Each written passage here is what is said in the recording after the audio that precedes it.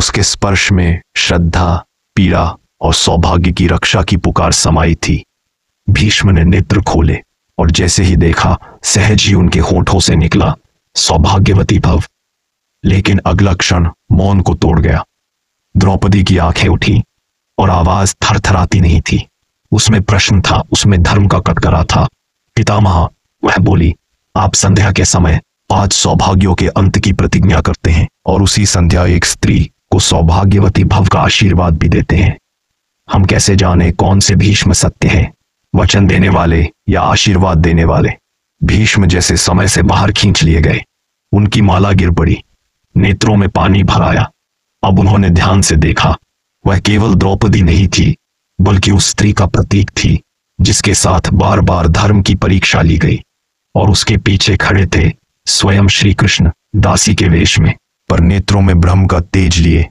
भीष्म के नेत्र नम हो गए, वाणी कांप रही थी। बेटी, जिसकी रक्षा स्वयं श्री कृष्ण करें, उसका सौभाग्य कोई नहीं छीन सकता। मैं क्या, मेरे जैसे 100 भीष्म भी नहीं।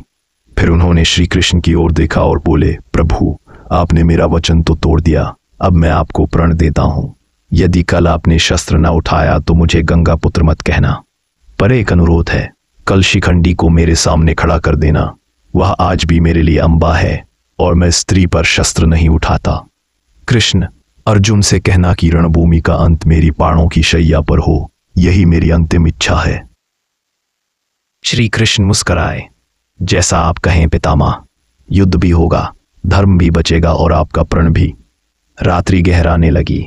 कृष्ण और द्रौपदी लौटे पांडवों के शिविर में। वहां देखा, सब चैन से सो रहे थे। कृष्ण ने युधिष्ठिर को जगाया। क्या तुम जानते हो कि भीष्म पितामह ने कल तुम्हारे अंत का संकल्प लिया है?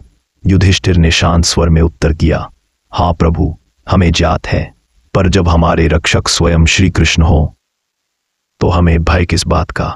हम निश्चिंत होकर सो सकते हैं। कृष्ण की आंखें भर आई, उनके मन में लहर उठी। यही है धर्म की शक्ति, पूर्ण समर्पण और अटूट विश्वास। जहां विश्वास होता है वहां विजय निश्चित होती है। यह कथा हमें सिखाती है कि जब धर्म संकट में हो तो स्वयं श्री कृष्ण दासी बनकर उतरते हैं। जब किसी स्त्री की आह निकलती है तो ब्रह्मांड करवट बदलता है। और जब मन में श्रद्धा और रक्षक में विश्वास हो तो युद्ध में भी सौभाग्य सुरक्षित रहता है।